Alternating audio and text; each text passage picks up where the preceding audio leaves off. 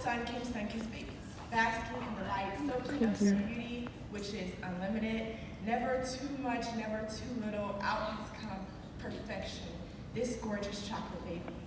I wish the world saw these babies how girls see chocolate when it's that time of month. I wish the world saw these babies how they see water after a long hike. I wish the world saw these babies how they see money when it's that time of year.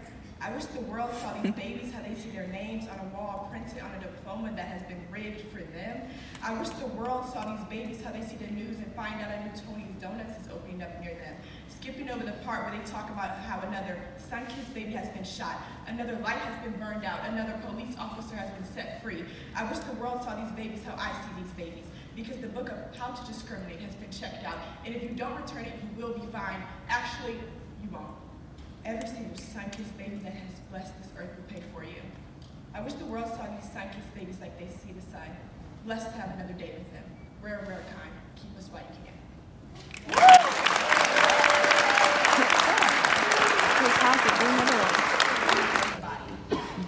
Everybody looks in the mirror and sees somebody, but it took me 20 years to understand that I am more than just a body.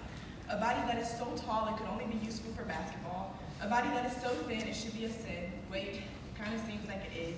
A body that is so dark with a hint of stretch marks. I once was asked in class that I used to be fat because the scars on my arms that showed that I had ate were similar to the ones of a person who was overweight.